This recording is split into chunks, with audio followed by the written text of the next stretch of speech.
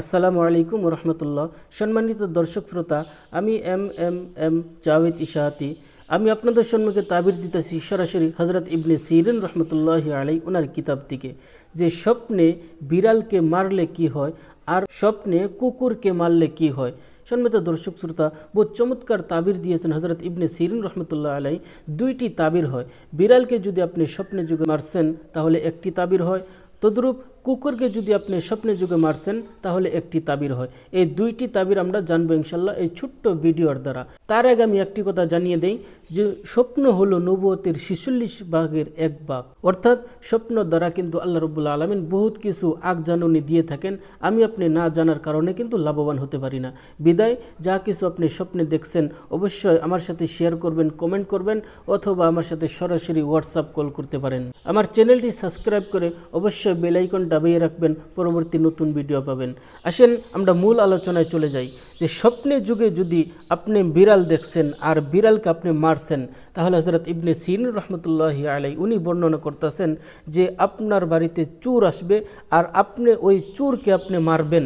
আপনি যদি বিড়ালকে মারতে পারেন তাহলে আলহামদুলিল্লাহ আপনি চোরকেও ধরতে পারবেন আর ঠিক মতো রেদানি দিতে পারবেন। হযরত ইবনে সিরিন রহমতুল্লাহি আলাইহি উনি বর্ণনা করতেছেন। পাশাপাশি হযরত জাফর সাদিক আলাইহি সালাতু ওয়াসসালাম উনি বর্ণনা করতেছেন যে মূলত 60টি কারণে স্বপ্নে যুগে বিড়াল দেখা হয়।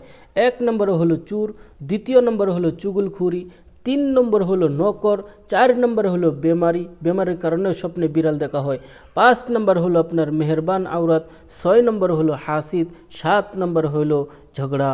এবার আসেন স্বপ্নে যুগে কুকুরকে যদি কেউ মারে তাহলে কি তাবির। হযরত ইবনে সিরিন রহমতুল্লাহি আলাইহি উনি বর্ণনা করেছেন যে কোনো ব্যক্তি যদি স্বপ্নে যুগে দেখতেছে যে সে কুকুরকে মারছে, পিটাইছে, তাহলে আলহামদুলিল্লাহ আপনার দুশ্মন আছিল আর ওই দুশ্মনকে আপনি পরাজয় করতে পারবেন, আপনার দুশ্মনকে আপনি মারতে পারবেন আর তাকে মারে তাকে পরাজয় অর্থাৎ তাকে বুঝাইতে পারবেন যে সে কিসের জন্য আপনার সাথে দুশ্মনী করে, আপনি তাকে মারতে পারবেন। ঠিক এইভাবে হযরত জাফর সাদিক আলাইহি সালাতু ওয়াসসালাম উনি বর্ণনা করেছেন যে স্বপ্নে মানসিক কুকুর দেখে 4টি কারণে কিন্তু মানুষের কুকুর দেখে থাকেন।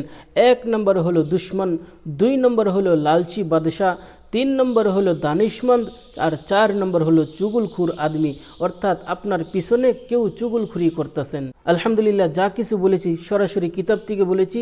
ভালো লাগলে লাইক করবেন আর সাবস্ক্রাইব করে চ্যানেলের পাশেই থাকবেন। আসসালামু আলাইকুম ওয়া রাহমাতুল্লাহ।